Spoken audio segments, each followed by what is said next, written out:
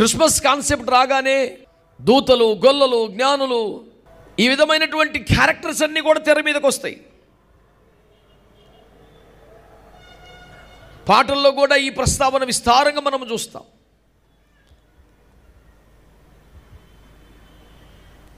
అయితే దేవుని బిడ్డలారా, దూతలు, గొల్లలు, జ్ఞానులు అన్న క్యారెక్టర్స్ అన్నీ మనం తీసుకుంటే ఇందులో మనకు వర్తించే క్యారెక్టర్ ఏదైనా ఉందంటే ఖచ్చితంగా అది జ్ఞానులుగా ఉండాల్సిన క్యారెక్టర్ అయితే ఖచ్చితంగా మనకు వర్తిస్తుంది.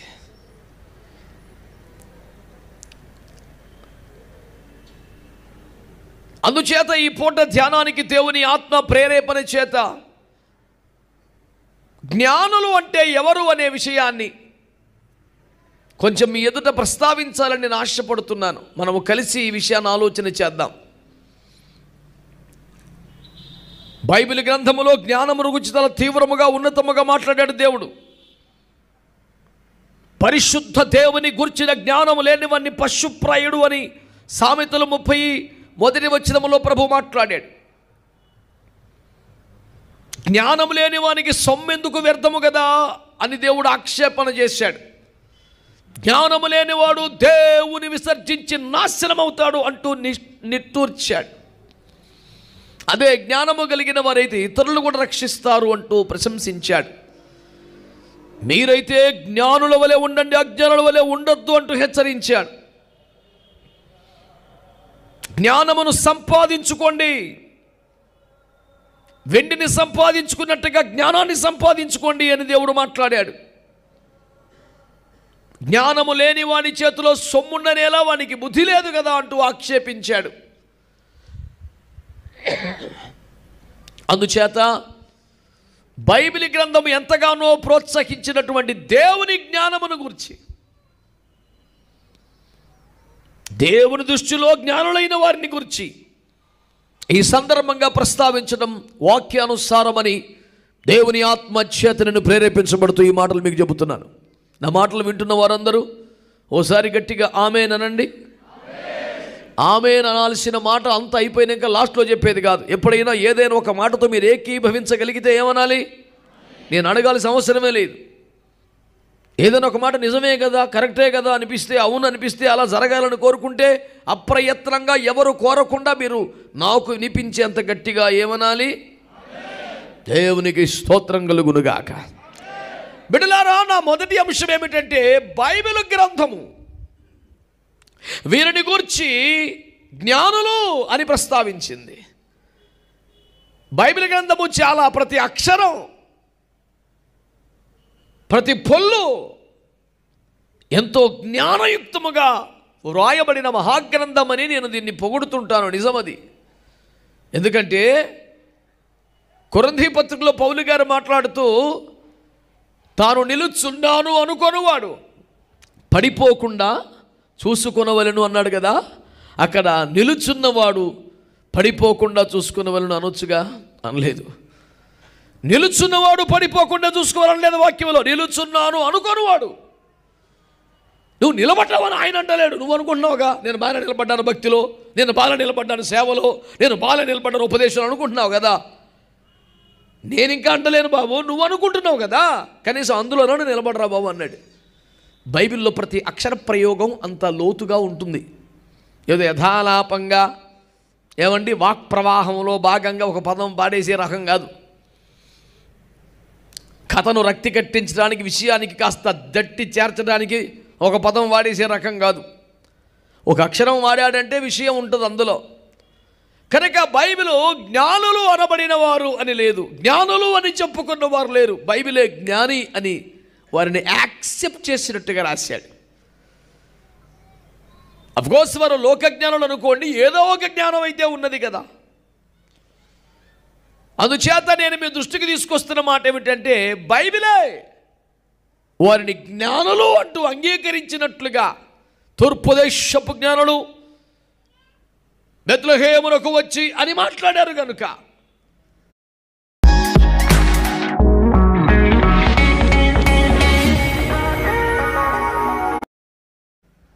వారు ఎందుచేత జ్ఞానులు అనబడ్డారో 1-2 సంగతులు మీ దృష్టికి తేవాలని నేను ఆశపడుతున్నాను. శ్రద్ధగా వింటున్న వాళ్ళు, నా భాష అర్థమైన వాళ్ళు ఓసారి ఆమేన్ అనండి.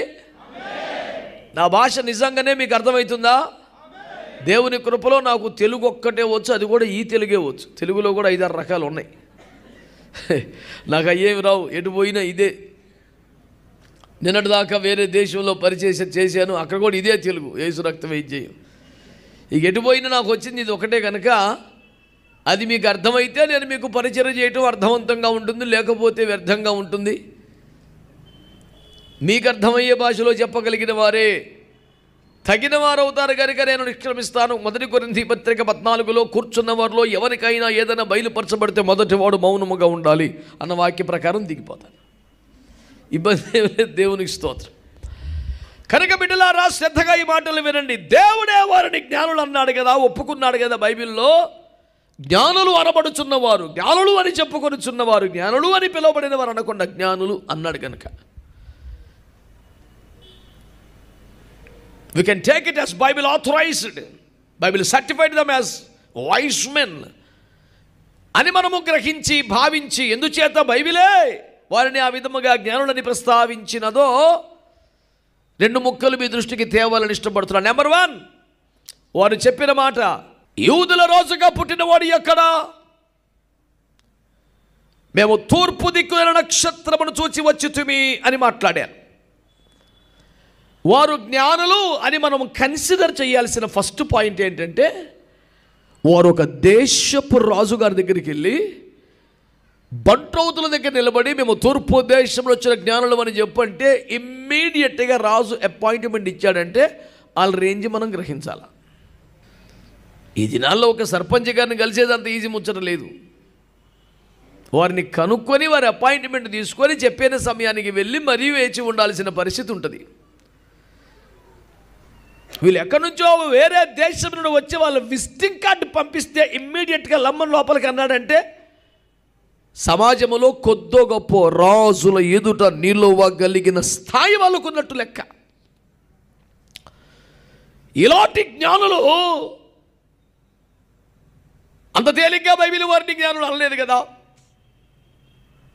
పైపెచ్చు తూర్పు దేశాల వారికి జ్ఞానం ఎక్కువని రాజుల మొదటి గ్రంథం 4వ అధ్యాయం 30వ వాక్యంలో రాయబడింది.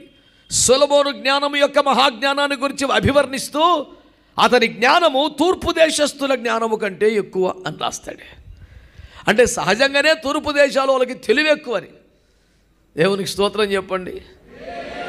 చాలామంది మేము పాశ్చాత్య దేశాలలో ఉండవలసిన వారం అనవసరంగా ఎక్కడ పుట్టేశాం, నేను కానీ అమెరికా దేశంలో పుట్టుంటే నాకు అసలు మ్యాటర్ వేరే విధంగా ఉండేది అంటూ ఏమండి పరస్తుతి ఆత్మనింద అనే దౌర్భాగ్యపు దిగజారుడు ఆలోచన ధోరణిలో ఉంటారు. నేనైతే పెద్దగా చదువుకోకపోయినా విపరీతంగా భూమి మీద ఓడబొడిచినది సాధించింది ఏమీ లేకపోయినా ఈ తూర్పు దేశాల్లో పుట్టినందుకు సగం కాలర్ ఎగరేసే అంత మూమెంట్ ఉంటుంది నాకు లేదు. కానీ దేవునికి స్తోత్రం. నువ్వేంట్రా ఎక్కువ ఫీల్ అవుతున్నావంటే మొదట మనము దేవుని బిడ్డలం కనుక ఎక్కువనే ఫీల్ అవుతాం. యేసు రక్తం ఏం చేయం, మనం దేవుని బిడ్డలం కదా. అంత పెద్ద దేవునికి మనం కొడుకులము బిడ్డలం అయినాక ఎవడరా మీ తండ్రి అంటే దేవాది దేవుడు అని చెప్పినాక అది ఖచ్చితంగా గట్టిగానే ఉంటుంది ఫీల్. ఒక వ్యక్తికి నేను ఎమ్మెల్యే మనిషిని అన్న వాడికి సౌండ్ గట్టిగా ఉంటే దేవునికి స్తోత్రం, నేను యేసయ్య బిడ్డనంటే అది సంతోషం సంతృప్తిని ఏదా అండి. ప్రపంచాన్ని ఓడగొట్టడానికి కాకపోయినా నేను కాస్త తృప్తిగా ధైర్యంగా ఆనందంగా బతకడానికైనా ఆ పరిచయం ఉపయోగపడదా? దేవునికి స్తోత్రం. మీ మౌనము నశించునుగాక, మీ స్వరములు తెరవబడునుగాక. హల్లెలూయా చెప్పరే.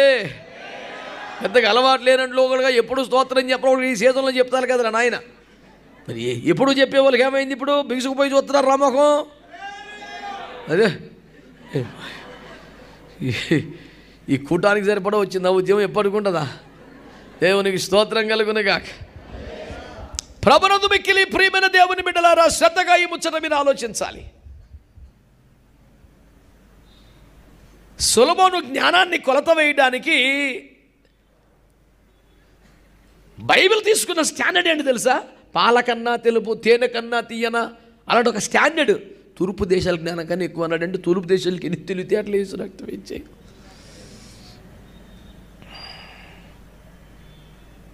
ఈ తూర్పు దేశాల నుంచి కొందరు వచ్చారట. నేను చెబుతున్నాను, యేసు ప్రభు తూర్పు దేశాల దేవుడు కాదు, తెల్లవాళ్ళ దేవుడు, వెస్ట్రన్ కంట్రీస్ వాళ్ళ దేవుడు. అసలు మనకు అతనికి సంబంధం లేదు అని ఎవరైనా కోపముతోనో చిరాకుతోనో అంటే నేను వారికి మనవి చేసుకుంటున్నాను ఏమిటంటే, ఆయన అరుదించినాడని బయలుపరచబడిన తూర్పు దేశస్తులకు ఆయన ఆరాధించడానికి 2 సంవత్సరాలు సుదీర్ఘ ప్రయాణము చేసి మరి వెళ్ళేవారు తూర్పు దేశస్తులు. విలువైన సామాగ్రిని అర్పించి ఆరాధన చేసిన వారు తూర్పు దేశస్తులు. మనము కూడా తూర్పు దేశస్తులు. కొద్దో గొప్ప మన అన్న ఫీలింగ్ ఉండాలని నీకు నేను మనవి చేసుకుంటున్నాను. దేవునికి ఒక స్తోత్రం చెప్పొచ్చు కదా. అసలు నేను చెప్పమంటే చెబితే దేవుని స్తోత్రం అండి. సొంతం నీకుండద్దు ఆత్రం, మరి ఇంకెందుకు ఉన్నది గాత్రం? దేవుని కృపను బట్టి 2012వ సంవత్సరం నుంచి రామగుండంలో సురేష్ అయ్య గారు నిర్వహించే బైబిల్ సెమినార్ నేను ప్రిన్సిపాల్గా ఉన్నాను. మా తమ్ముని అడగని చెప్తాడు. 2008 నుంచి అక్కడ ఉపదేశించడం ఆరంభించాను. 2012లో ఆ బాధ్యతలు నాకు అప్పగించారు. మహిమలోకి వెళ్ళిపోయేటప్పుడు కాగితం మీద రాసి మరి నన్ను అక్కడ అరెస్ట్ చేసి వెళ్ళిపోయారు అయ్యగారు. అది ఎప్పుడో యేసు రక్తం ఇచ్చి.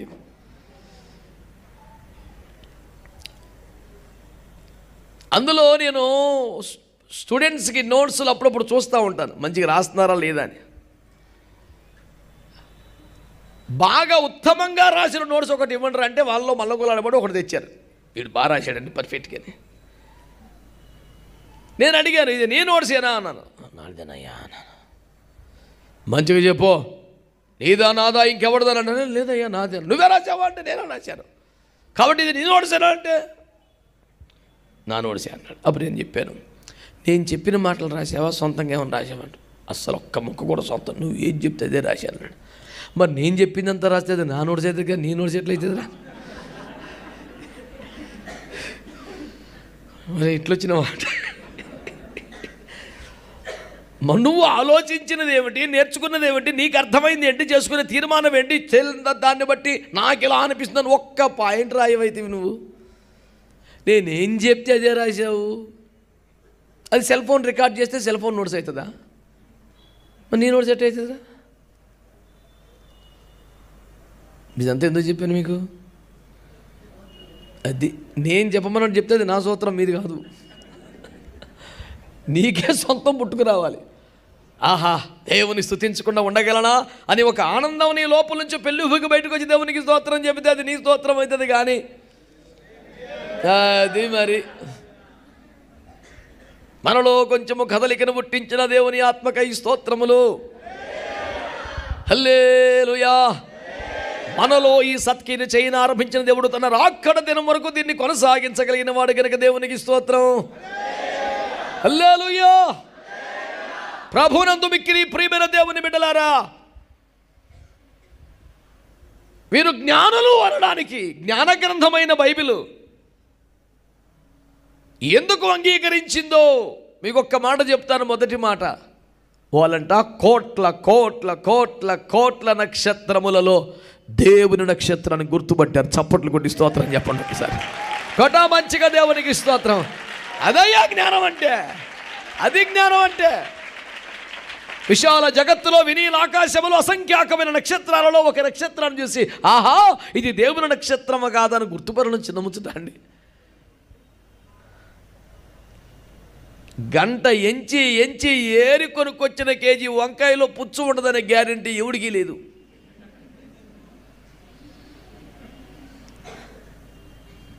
అన్ని నమ్మకంగా తీసుకొచ్చిన తర్వాత ఒకవేళ ఇంట్లో హోమ్ డిపార్ట్మెంట్ కొంచెం పవర్ఫుల్ అనుకో, దేవునికి స్తోత్రం. ఎందుకయ్యా పెద్ద మాటల కేజీ వంకాయలు మంచి తెలుసు, సగం పుచ్చులే ఉన్నాయి. శ్రద్ధగా ఏరావా, సొల్లు కబుర్లు ఆడుకుంటావా, లేవిస్తే తెచ్చావా అని ప్రశ్నిస్తే నిలదీస్తే ముచ్చెమటలు బట్టి అమాయక భక్తులు భూమి మీద ఉండవచ్చునేమో కదా. నేను ఎందుకు ఈ ముచ్చట చెప్తున్నానంటే ఖచ్చితంగా కేజీ వంకాయల్లోనే పుచ్చులేని వంకాయని ఎంపిక చేయటం మనకంత సమస్యగా ఉంటే కోటాను కోట నక్షత్రములు ఇది దేవుని నక్షత్రమును గుర్తుపట్టడం జ్ఞానం కాదా? ఇప్పటికే మీకు అర్థమైపోవాలా. ప్రకటన గ్రంథము 1వ అధ్యాయం 20వ వచనములో నీవు నా కుడి చేతిలో చూస్తున్న 7 నక్షత్రములు 7 సంఘములకు దూతలు అని మాట్లాడాడు. ప్రకటన గ్రంథములో యోహాను పరవాసయ్యుండగా ప్రభువైన క్రీస్తు వారు తన మహామహిమతో ప్రత్యక్షమైనాడు. స్తోత్రం చెప్పండి. యేసుక్రీస్తు అలా ప్రత్యక్షమై ఇప్పటికి 2000 సంవత్సరాలు అవుతుంది. మొదటి శతాబ్దంలో జరిగిన ముచ్చట, 90 సంవత్సరాల దగ్గరలో జరిగిన ముచ్చట ఇది.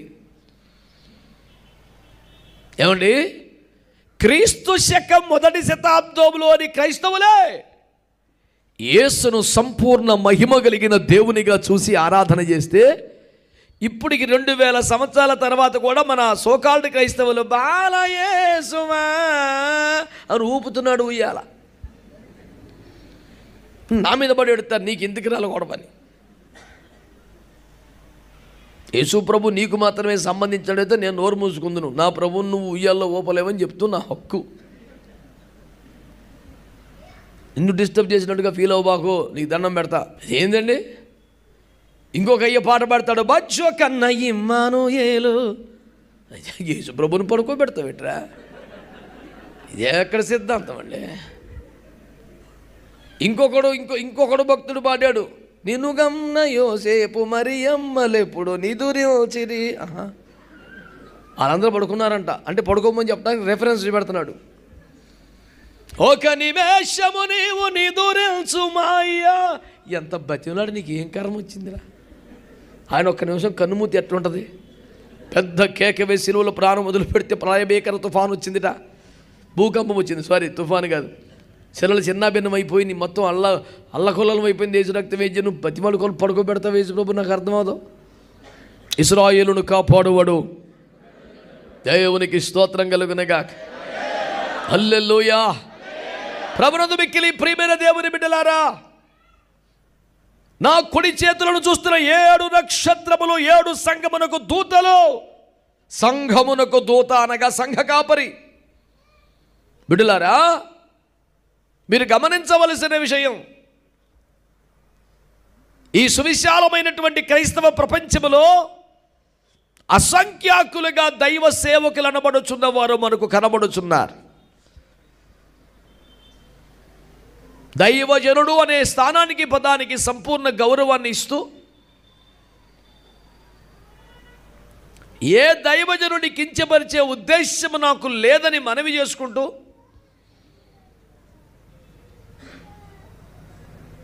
నేను కూడా ఒక దైవ సేవకుడి మనమణ్ణి, మరొక సేవకుని కొడుకుని, నేను సేవకుని కూడా 29 ఏళ్ళు అయింది.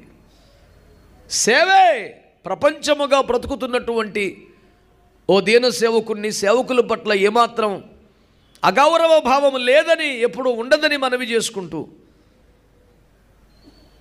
మీ అందరి దృష్టికి తెస్తున్న సత్యమేమనగా, నక్షత్రములన్నీ దేవుని నక్షత్రములు కావు అనే సత్యాన్ని. నక్షత్రముల సంఖ్యను ఆయనే నియమించెను, వాటికల్నియు పేరులు పెట్టుచున్నవాడనే. దేవునికి స్తోత్రం కలుగునుగాక. హల్లెలూయా.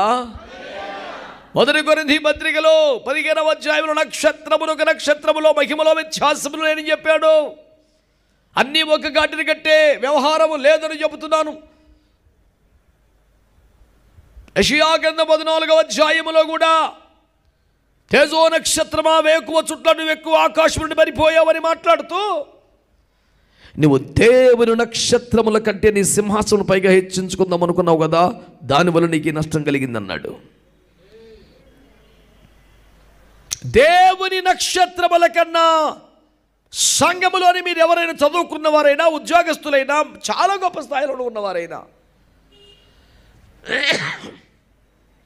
మీకు ముందు నడుచుటకు, మీకు దారి చూపుటకు దేవుడు ఏర్పరిచిన దేవుని నక్షత్రమును కించపరచుట కానీ, తృణీకరించుట కానీ, చులకన చేయుట కానీ, వారిపై అపరాహం తీసుకునే ప్రయత్నం చేయడం కానీ, పై చేయిని ప్రదర్శించాలనే తాపత్రయము కానీ మంచివి కావని, అవి వాక్యక్రమము కాదని, అది ఆశీర్వాదకరం కాదని, అది నీకు మేలు చేయదని, అది నీకు శోభ తేదని, ఆ వైఖరిని వేడనాడమని క్రైస్తవ్యాన్ని నేను ఎంతగానో వేడుకుంటూ బ్రతిమాలుతున్నాను బిడ్డలారా.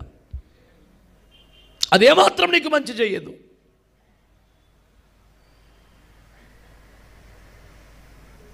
ఉజ్జా అనే ఒక రాజు ఉంటాడు, మీకు పాత నిబంధన గ్రంథంలో ఎప్పుడైనా గుర్తొచ్చాడా?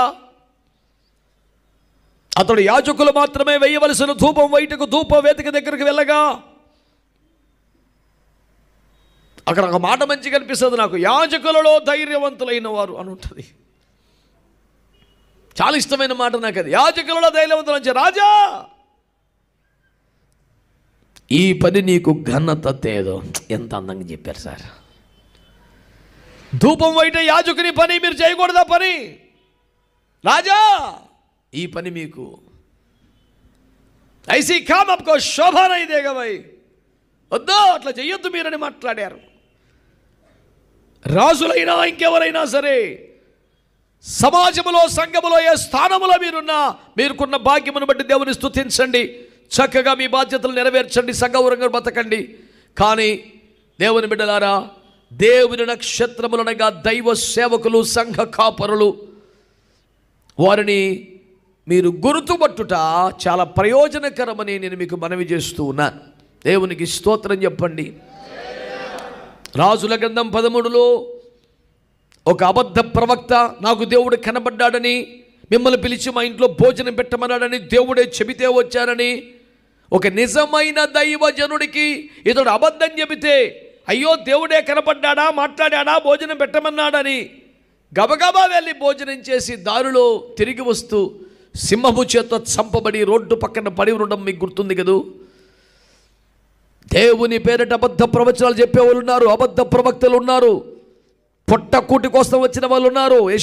యెహెజ్కేలు గ్రంథములు అంటాడు, యెహోవా తమకేమీ సెలవియ్యని దినమున ఇదే యెహోవా వాక్కు అని చెబుతున్నారట. వారు ధర్మశాస్త్రాలు సరిగా బోధించడం లేదంట. ప్రతిష్ఠితమైన దానికి సామాన్యమైన దానికి భేదం ఎంచట్లేదు, అంతా ఒకటే. ఓ ప్రతిష్ఠ లేదు, సమర్పణ లేదు, పరిచయ ఏమీ లేదు. ధర్మశాస్త్రాన్ని సరిగా బోధించడం లేదంటే ఏమి చెయ్యాలి ఏమి చేయకూడదని సంఘానికి ఖచ్చితంగా చెప్పడం లేదట. ఇలాంటి దుస్థితిలో దేవుని పేరు చెప్పిన వాళ్ళందరూ దైవజనులేనా, సువార్త పేరు మీద బ్రతుకుచున్న వారిని కాదనటం లేదు, కానీ దేవుని నక్షత్రమేనా? అందుకనే తూర్పు దేశపు జ్ఞానుల గురించి బైబిల్లో ఇంత కితాబు ఇవ్వడానికి కారణం ఏమిటంటే, అన్ని కోట్ల నక్షత్రముల్లో ఏది దేవుని నక్షత్రమో వాళ్ళు తేటగా గుర్తుపట్టగలిగారు. దేవునికి స్తోత్రం చెప్పండి మంచిగా. హల్లెలూయా. ఎవరు పిలువబడ్డ సేవకులు, ఎవరు పంపబడ్డ సేవకులు, ఎవరు అభిషేకించబడ్డ సేవకులు, ఎవరు ప్రతిష్ఠింపబడ్డ సేవకులు, పిలుపులో ఏర్పాట్లో రోషముగా నమ్మకముగా క్రమముగా దేవుని భయము కలిగి బ్రతుకుతున్న సేవకుడు ఎవడు గుర్తుపట్టాల్సిన ఒక స్థితి క్రైస్తవ్యానికి అవసరమని మనవి చేస్తున్నాను. వేషమును బట్టో, అవతారను బట్టో, భాషను బట్టో, చేతిలో ఉన్న బైబిల్ని బట్టో కాదు. చెట్టు మంచిదని దాని ఫలమును బట్టి ఎంచమని కదా యేసయ్య చెప్పాడు కొండ మీది ప్రసంగంలో. చెట్టు మంచిదని దేన్ని బట్టి? చాలా ప్రేమగా పలికిస్తాడండి పాస్టర్ గారు, చాలా మృదువుగా మాట్లాడతాడండి, వాక్యం బాగా చెప్తాడండి. ఇవన్నీ ఫలాలు కాదరా బాబు. ఫలం అంటే క్యారెక్టర్. దేవునికి స్తోత్రం. ఫలం అంటే క్యారెక్టర్ అండి, బుద్ధి, గుణం.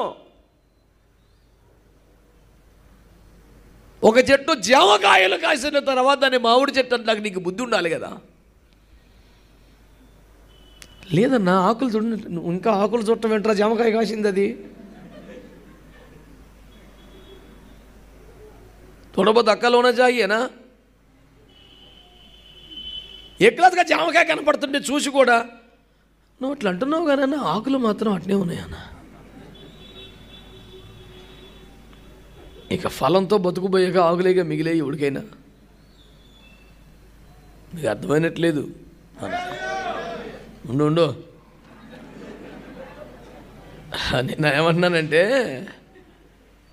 నేనేమన్నానంటే ఫలం పోతే మిగిలేదు ఆకులేగా అన్నా. నీకు ఆ పాయింట్ అర్థం అవ్వాలి.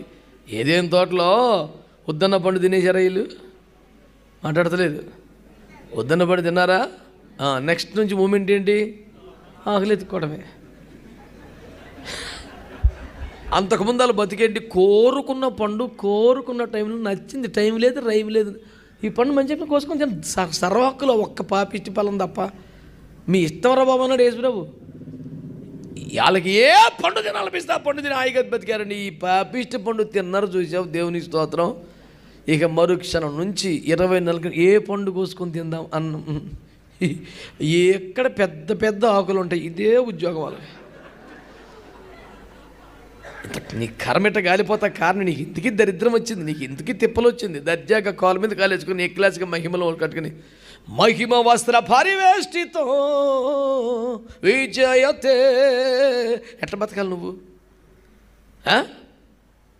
నీ పరిస్థితి ఎట్లా వచ్చింది ఇప్పుడు? పొద్దున్న లేచి పెద్ద పెద్ద పెద్ద ఆకులు కానీ ఇద్దరు డ్రెస్సులు కుట్టుకొని వేసుకునేపాటికే తెల్లారి సగం టైం అయిపోయాయి. ఎగురుకొని గంతులు వేసుకొని నచ్చిన పండు కోసుకొని తినేవాళ్ళు. ఇప్పుడు అది లేదు. సిగ్గుగా భయంగా చోటగా ముందు ఒక మంచి ఆకులను కోసుకురావాలా, అర్థం లేదు, పాలు లేదు, ఒకరికొకరు అర్థం. నీ డ్రెస్ ఎట్టు ఉందంటే ఓకే పర్లేదులే నేను మేనేజ్ చేసుకోండి, వీళ్ళు బాగానే ఉందనుకోండి. ఉభయ కుశలోపరి మంచిగా సెట్ అయిన తర్వాత ఓకే అని దర్జాగా తోటలో తిట్టు మొదలు పెట్టాక ఎండ పెరిగేపాటికి ఆకు ముడుచుకునే వరే అని మళ్ళీ ఇంకో డ్రెస్ కుట్టుకుని నానా సావులు తెచ్చేపాటికి సాయంత్రం అయ్యే. ఇక నిద్రపోతే పొద్దున్న లేచేపాటికి డ్రెస్సే లేకపోయే. అరే అరే అరే అరే అరే అరే మళ్ళీ కొయ్యరా ఆకులు కొయ్యరా. ఇద్దరు ఉండబడి సరిపోయి. కానీ నేను ఎందుకు చెప్తున్నానంటే ఫలం లేకపోతే ఈ ఆకుల మీద పడతావేందిరా ఈ ఆకులు అన్న నువ్వు అట్లా అంటున్నావు. కానీ ఆకు చూడండి సేమ్ మామిడి ఆకులా లేదు. ఈ దండం పెడతాను ఆకులను వదిలేరా. నేను చెప్పేది అది. మంచి ఎక్కలేసరి పళ్ళు ఇచ్చాడు యేసుప్రభు. కానీ అయ్యగారు పాట బాగా పాడతాడయ్యా, అయ్యగారు వాక్యం మళ్ళీ చెప్తాడా. మరి బుద్ధి చూడరా రే. క్యారెక్టర్ చూడు. భూమి మీద ఎవడంత అమాయకులు లేడు. జరిగా నార్కో టెస్ట్లు ఏం చెయ్యక్కర్లా. దేవునికి స్తోత్రం కలుగునుగాక. హల్లెలూయా హల్లెలూయా హల్లెలూయా. దైవజనులారా, బైబిల్ గ్రంథంలో పరిశుద్ధులను దైవజనులను చూడండి. మీరు అందరి క్యారెక్టర్స్ పరిశీలన చేయండి. మోషే అద్భుతమైన పాటలు మాటలు మనకు కనపడదు. బాప్తిస్మించి మనకు అద్భుతం చేసినట్టు మనకు కనపడదు. ఏలియా ఏమండి చక్కని పాటలు పడినట్టుగా అక్కడే కనపడడు. వీళ్ళందరిలో ఒక్కొక్కరి దగ్గర ఒక్కొక్క ప్రత్యేకత కనబడుతుంది. కానీ అందరిలో కనబడే కామన్ ప్రత్యేకత వారందరూ పరిశుద్ధులు. దేవునికి స్తోత్రం కలుగునగా. ఒక్కొక్కరిలో ఒక ప్రత్యేకత ఉంది, ఒక్కొక్కరిలో ఒక తలాంత ఉంది, ఒక్కొక్కరు ఒక తిరిగి వారబడ్డారు. కానీ కామన్గా ఉన్న క్వాలిటీ ఏంటి చెప్పండి అందరికీ? మాట్లాడతలేదు మీరు. దానికి మనకు సంబంధం లేనట్టుగా మాట్లాడతారు ఏంటంటే ఇష్టంగా ప్రేమగా ప్రియంగా హాయిగా చెప్పాలి ఆ పదం. మీరు ఎందుకు నచ్చట్లా పదం మీకు అసలు? బిర్యానీ అనండి.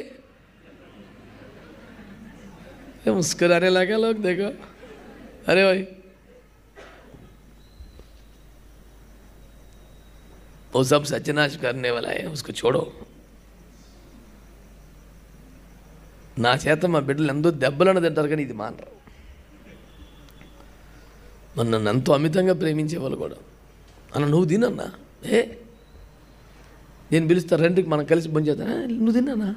నువ్వు పెద్దోడు, నువ్వు ముందు తినాలి. ఉట్టిదే నీ ఆకు అలం తినిపోతే వాళ్ళు కూడా వాళ్ళకు ఉంటుంది. నేను పెద్ద మనిషిని నాకు ముందు పెట్టాలి అంత కూటమేం లేదు అక్కడ. కూటం ఏంటంటే ఈ ఆకులు తినాడు బతకలేడు. అది పెట్రోల్ ఇంజిన్ కాదు, అది వేరే ఇంజిన్. అది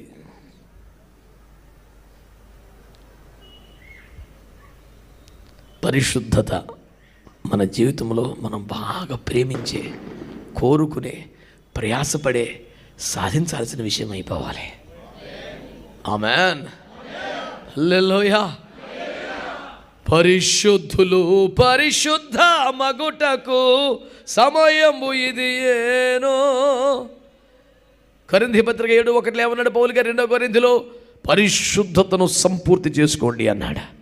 ఎఫెసీ పత్రిక 4:11 ఏమన్నాడు? పరిశుద్ధులు సంపూర్ణులు అవ్వాలి అన్నాడు. దేవునికి స్తోత్రం చెప్పండి గట్టిగా. ప్రకటన 22 ఏమన్నాడు? 11:12 పరిశుద్ధుడిగానే ఉండాలి. ఇక మత్తయి 24 ఏం చెప్తున్నాడు? మిద్దెముల కిందకి దిగొద్దు అంటున్నాడు. పొలములు ఉన్నాడు వెనక్కి రావద్దు అన్నాడు. మెయింటైన్ చేయ పరిశుద్ధతని, రాజీ పడద్దు. మళ్ళీ దిగిరాకో, వెనక్కెళ్ళకు, నువ్వు ఆ రేంజ్లో ఉండవు. పరిశుద్ధ గ్రంథమైన బైబిల్ దేంతో మూలిసింది తెలుసా? చిట్ట చివరి మాట్లాడు తెలుసా? పరిశుద్ధులకు దేవుని కృప తోడు ఉండని కాక రాశాడు. ఒకసారి చప్పట్లు కొట్టచ్చు అంత మంచి మాటగా. కృప ఎవరికి? నీ కృపలే నీ క్షణము, నీ కృప అన్ని కృప కృప కృప. అసలు ఎవడికి రా కృప? పరిశుద్ధులకే కృపను బైబిల్లో ఉంది. అయ్యా నీ కృప కావాలి, అయ్యా నీ కృప లేకపోతే ఇంకేం లేదయ్యా, నీ కృపేనయ్యా, నీ కృపేనయ్యా. ఆయన కూలుగా అంటాడు, పరిశుద్ధతలోకి రారా, నీకు ఎంత కావాలితే అంత కృప ఇస్తాను అంటాడు. పాపినని పారదోలక, నీచులను నిందించక, దుష్టులని నిన్ను నిందిస్తా దూషిస్తా కూర్చుంటాక పరలోకలు ఎవడురా ఖాళీగా ఉన్నాడు? ఈ పనికిమాలి డైలాగులను గొట్టబాగా యేసుప్రభు దగ్గరికి వచ్చి, ప్రభా పాపినని పారదోలక, దుష్టులను దూరపరచక, నీచులని నిందించక. ఏం చేయాలి నువ్వు చెప్పురా, రాసుకొని చేస్తారు. పనికిమాలి సిద్ధాంతం నువ్వు. దేవుడికి నోట్స్ రాస్తావు నువ్వు, ఇటు చేయి డ్యూటీ చేస్తావు. ప్రార్థన అంటే వేడుకోవటం, బతిలాడుకోవడం, అడుక్కోవటం, అంతేగాని ఇటు చేయకు అటు చేయి ప్రభా ఇప్పుడే, నువ్వు అడుగుతావు ఇప్పుడే. అలాగే బాబు మహారాజు నువ్వు వచ్చావు కదరా, నువ్వు చెప్పినట్టు చేస్తాను. నన్ను ఏం చేయమంటావు ప్రభుని అడుగుతావా, ఆయన ఏం చేయవాలో చెప్తావు. నువ్వు ఏం రకం క్రైస్తవమేని ఇది?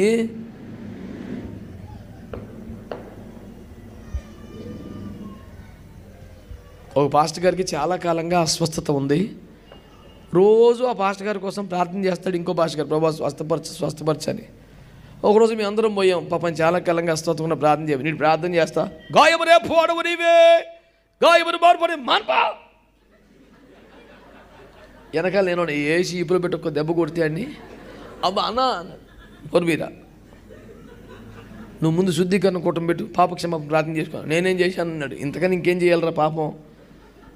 దేవుడితో మాట్లాడితే ఏమంటున్నాడు? మానవ అంటే వీడికి చిరాకు వచ్చేసింది, ఎంతకాలం మానవ ఏంటి ఇంకా అని. ఆయన ఆకాశం అందరూ మనం భూమి మీద ఉన్న మన మాటలు అనరా కొద్దిగా ఉండాలి.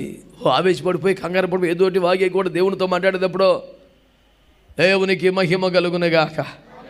ఆయన దేవదూతలలో లోపములు కనుగొనుచున్న మహాదేవుడు ఎంత కుదురుగా, ఎంత భక్తిగా, ఎంత జాగ్రత్తగా, ఎంత మాట్లాడాలంటే దేవుని దగ్గర మాట్లాడేటప్పుడు. అందుచేత దేవుని ప్రజలారా, దేవుని బిడ్డలారా,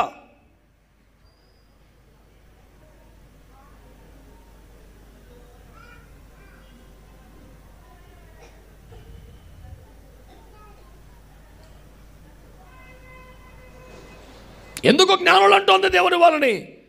ఇంతమంది సేవకులలో ఎవరు దేవుని నక్షత్రము తేటగా గుర్తుపట్టగలిగారు? దేవునికి స్తోత్రం చెప్పండి గట్టిగా. హల్లెలూయా. దేవుని చేత పిలువబడినవాడు, దేవుని చేత పంపబడ్డవాడు, దేవుని ఏర్పాట్లో ఉన్నవాడు, దేవుని నోటి పూరగా మాట్లాడుతున్నవాడు ఎవరో దైవజనుడు కనుగొనగలగాలి. అది నీకు ఆశీర్వాదకరుడు మనవి చేస్తున్నాడు. దేవునికి స్తోత్రం కలుగునుగా. దేవుని నక్షత్రం అనగా దైవజనుడు, దైవజనుడు, దైవజనుడు.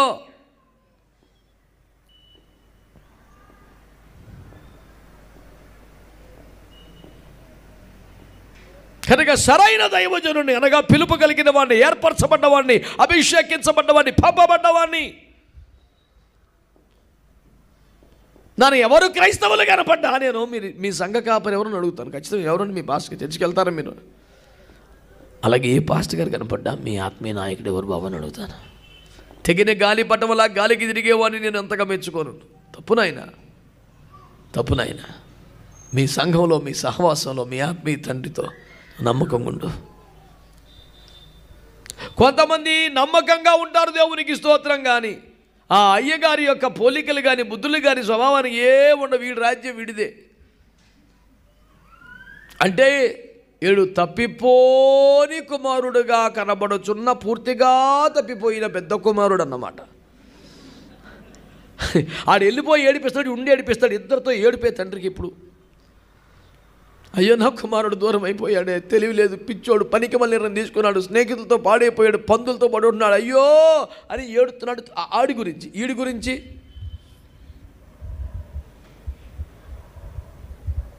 పెద్ద కుమారుడు ఉన్న నాన్నకు సంతోషం కలిగింది అనుకుంటున్నారా? ఆ రకం కాదు, అసలు ఆ రకం కాదు. కొడుకు గురించి ఏడుస్తూ ఉంటే ఆ వెళ్ళిపోయినోడుగా చేరవటం కాదు, ఉన్నవాడితో హ్యాపీగా ఉండో అంటాడు ఇటు సీరియస్గా. పొలంకి వెళ్తాడు, వస్తాడు, వచ్చినప్పుడల్లా చూసుకొని చిట్టపట్లాడుతుంటాడు. ఒక రోజున చిన్నోడు వచ్చాడు. నాన్నగారు ఎదురెళ్ళి పరిగెత్తుకెళ్ళి మెడ మీద పడి ముద్దుబడి కృతజ్ఞత కూటం పెట్టి కొవ్వునిది వధించి విందు చేసి హల్లెలూయా మంచి ఉజ్జీవంగా నాట్యమాడి ఆరాధిస్తున్న వేళ ఈ ఇంటర్వ్యూ ఇచ్చాడు. గుమ్మంకడికి వచ్చాడు, ఈ సౌండ్లు విన్నాడు. అక్కడే అయిపోయి ఒక పాలేరుని జీతగాడిని పంపించి, అరే నువ్వు పోయి చూసిరారా ఏం జరుగుతుంది. అరే నేను అడుగుతున్నాను, ఆ ఇల్లు ఎవరిదిరా? ఓ మౌనమునీశ్వరులారా, సెలవియ్యుడి, ఆ ఇల్లు ఎవరిదే? ఆడిదేగా. ఆ ఇంటికి ఆడే పెద్ద కొడుకు కదా. నువ్వు పొలం వెళ్ళినప్పుడు సౌండ్ లేదు, వచ్చేపాటికి మంచి బేభత్సంగా ఉంది. నువ్వు నీ ఇంట్లో ఏం జరుగుతుందో చొచ్చుకొని పోయి చూసే హక్కు కానీ అర్హత కానీ నీకు ఉండదా? నీ ఇల్లు పైగా పెద్ద కొడుకు రా నువ్వు. ఈ లోపలికి వెళ్ళకుండా ఆగి ఒక రే చూసిరాపో ఏం జరుగుతుందో. ఒరే నీచ నికృష్ట పాపిష్టి మానవా, నీ ఇంటి మీద నువ్వే ఎంకవర్ వేయటం ఏంటరా? సిగ్గుండాలి నీకు. చాలామంది ఆత్మీయ తండ్రులు నమ్మరో, దైవజనులు నమ్మరో, తన సంఘ కాపరి నమ్మడో, ఆయన మీద ఏంట్రా ఇగరి మధ్య కొంచెం అని ఈడికన్నా చండాల పొన్నొకని అడుగుతాడు. దీనికంటే మరీ చెడ్డమైన ఏడు దయ్యాలి కదా అవేం చెప్తాయి?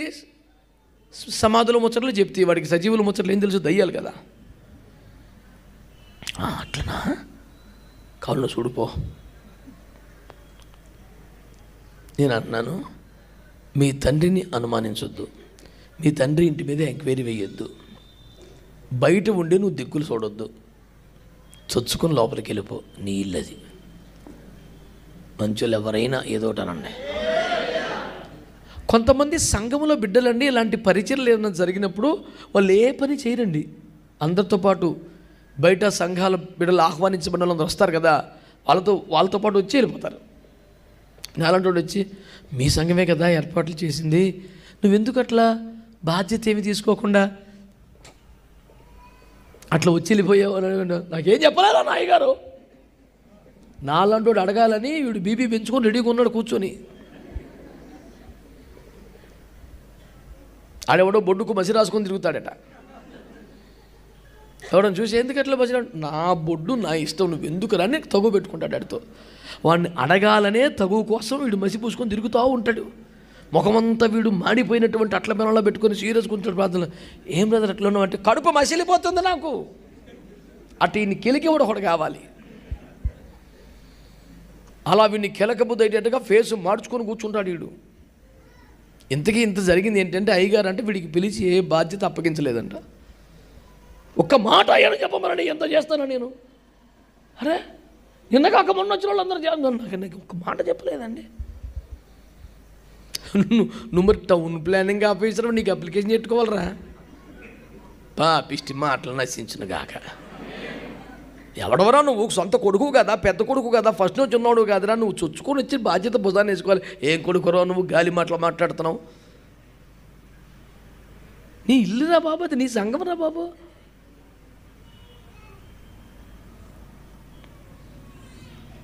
ఇంకొక తల్లిగారు చెప్పారు నాకు మొన్న మధ్య, ఆయన మీరంతా పాస్టర్లు ఒకటి కానండి అయ్యారు, మీరు ఆ శాప మీరు నా ఒప్పుకోరు కానండి, నేను ఒక నిజం చెప్తాను, నాకు అసలు నిజం మాట్లాడతాను, అసలు నాకు అసలు మళ్ళీ ఏంటనుకుంటున్నావు అసలు చెప్పమ్మా. ఆమె ఇంతకీ చెప్పిన నిజం ఏంటంటే, కొత్తగా కొంతమంది వచ్చారులేండి పాస్టర్ గారు, ఇంకా వాళ్ళే మేము ఫస్ట్ నుంచి ఉన్న మేము కనపడతలేదు. ఇప్పుడు కొత్తగా వచ్చారు ఇంకోటి ఫ్యామిలీస్, వాళ్ళనే దర్శించడం, వాళ్ళకే పాట ఇవ్వటం, వాళ్ళకే. నేను అన్నాను, నీకు ఎంతమంది బిడ్డలు అన్న? 3 అన్నాడు. పెద్ద బిడ్డని ఎత్తుకుంటావా చిన్న బిడ్డని ఎత్తుకుంటావా అన్న. ఈ చిన్నపిల్లలు బుద్ధి ఎట్లేదు మాట్లాడతాకి. మరి కొత్తగా వచ్చిన వాళ్ళని చేరదీయపోతే ఇన్ని సంవత్సరాలు నేను ఇంకా మొత్తారు తాడు చెట్లకి ఏడుచుకుంటాడు. బుద్ధి ఉందా నీకు? అట్లా వచ్చినామాట మరి ఎట్లమాట? పెద్ద బిడ్డలు ఏం చేయాలంటే, చిన్న బిడ్డను ఎత్తుకునే విషయం కూడా అమ్మకి సహాయపడదు. అమ్మ నేను చెల్లెని ఎత్తుకుంటలేదు అనాలి, అంతేగాని చెల్లి వచ్చిన మర్చిపోయావు, నువ్వు పద్దాకా చెల్లి ఎత్తుకుంటావు, తాడి చెట్లకి నేను ఎవడో ఎత్తుకుంటాడు? బుద్ధి ఉందా నీకు? ఇంకా సందమావ చూపించి అన్నం తినిపిస్తారా? వండాడు పెడితే 2 నిమిషాలు తిని స్కూల్కి పోవాలా? బుద్ధి లేదు నీకు? ఇంకైతే అమ్మ పనిలో సాయపడాలి. ఇంకా వచ్చి వంట చేసి ముగించి నేను లేపితే అప్పుడు తీరుబాటు ఒళ్ళు ఇరుసుకొని తయారై వచ్చి తినిపోతాకని నీకు అన్ని నొప్పులు పడుతున్నావు పాపిష్టి బుద్ధి అని. మారు మనసు పొందిన వాడు ఎవడని ఉంటే స్తోత్రం చెప్పండి. హల్లెలూయా. మనము జ్ఞానులుగా ఉండాలా అజ్ఞానులుగా ఉండాలా? జ్ఞానుల మొదటి లక్షణం ఏమంటే, దేవుని నక్షత్రమును గుర్తుపట్టాలా. స్తోత్రం చెప్పండి గట్టిగా. ఎలీషా గారి గురించి గరురాలో సూర్యమిరలు ఏం చెప్పిందంటే, మన ఇంటికి వచ్చుచు పోవచ్చున్న దైవజనుడు అనండి. మాట్లాడతలేదు, మాట్లాడాలి గట్టిగా. భక్తి కలిగిన దైవజనుడు అయితేనే భక్తి గలవాడు కదా. మళ్ళీ భక్తి గల దైవజనుడికి చెప్పాల్సి వచ్చింది. అర్థం చేసుకోండి. మరి అందరికి అది ఉండలేదని నేను కోరుకుంటున్నాను. భక్తి లేదు, తెలివి ఉంది, జ్ఞానం ఉంది, వాక్చాతుర్యం ఉంది, టాలెంట్ ఉంది. ఎవరికంటే పొద్దున్న లేచి ఒక గంట మోకాలు, 8 గంట వాక్యం చదవడం కూడా పాతగా చలాన అయిపోతున్నాడు. సిగ్గుండాలా? పొద్దున్న లేచి ఒక గంట ప్రార్థన చేసే బుద్ధి లేదు, వాక్యం చదివే బుద్ధి లేదు, జ్ఞానంతో తెలివితో వాక్చారంతో చలామణి అయిపోతున్నావు. చిచ్చే. మన ఇంటికి వచ్చి చూపవచ్చిన దైవజనుడు చెప్పండి గట్టిగా. భక్తి కలిగిన దైవజనుడు. ఎందుకు పోతున్నావు ఆ చర్చికి అంటే ఫస్ట్ నుంచి అలవాటు. ఎందుకు పోతున్నావు దైవజనుడికి? చర్చి పక్కన ఉందండి మా ఇంటికి, వాకబుల్ డిస్టెన్స్. 2 సంవత్సరాలు వచ్చారా బాబు, వాకబుల్ అంటావు నువ్వు.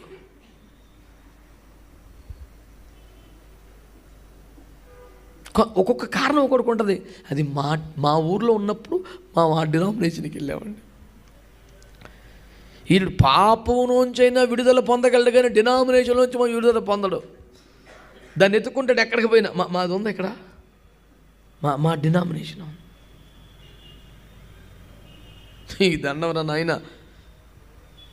ఒకడు పౌలు వాడను. ఈ విభజన ఏమిట్రా దరిద్రం? క్రీస్తు విభాగింపబడిన. ఏమిటి దరిద్రం? మాకు అలవాటు అయిపోయిందండి. మాకు చుట్టం అవుతాడండి, మా చిన్నాన్నగారు అవుతాడండి, మేనమామ గారు అవుతాడండి. దాన్ని చిన్నప్పుడు ఎత్తుకున్నాడండి. అలాగైతే ఏదైనా మంచి డ్రెస్ కొని పెట్టు చాలేక. నిన్ను మహిమకు సిద్ధపరచగలిగిన సేవకుడిగా ఉండాలంటే ముందు అతడు భక్తి ఉండాలి కదా, సమర్పణ ఉండాలి కదా, పరిశుద్ధి ఉండాలి కదా, పిలుపు ఉండాలి కదా. అడ్డగోలుగా గుడ్డెద్దు చేలో పడ్డట్టు వెళ్ళిపోవడం కాదా. వాళ్ళు జ్ఞానంలో ఉండడానికి మొదటి కారణం వాళ్ళు దేవుని నక్షత్రమును గుర్తుపట్టారు. గట్టిగా స్తోత్రం చెప్పండి.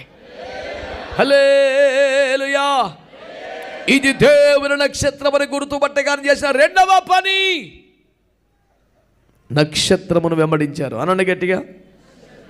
చాలామంది మా అయ్యగారు గొప్ప అండి, మా అయ్యగారు సూపర్ అండి, మా అయ్యగారు బేబత్సం అండి అంటాడు, కానీ అయ్యగారిని ఇటు ఫాలో అవడు. వీడు ఫాలో అయ్యేది ఇంకొకరిని. ఈ యూట్యూబ్ ఒకటి తగలబడింది, ఫేస్బుక్ ఒకటి తగలబడింది. అదో గ్రామం అంటే ఈ మధ్య వచ్చింది. ఏంటదే అది అదో గ్రామం తగలబడింది. ఇది పొద్దుగోకల ఇదే పని.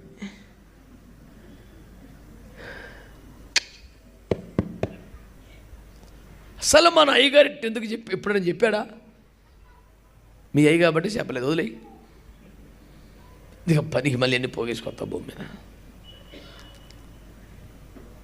నేను ఒక్క మాట చెప్పనా, చాలా గంభీరంగా కనపడితే మన తండ్రి అవుతాడా? మనల్ని కన్నవుడు తండ్రి అవుతాడు. బుద్ధి ఎట్లేదని నీకు అసలు. ఆయన చూడండి అంత ఎత్తుగా అంత బలేమన్నా అయితే అది ఎవడురా? పాపిచ్చి మాటలు మాట్లాడబాకు. స్తోత్రం అంటలేదు మీరు. ఇట్లాంటి నచ్చో మీకు. God bless you my child అనాలా?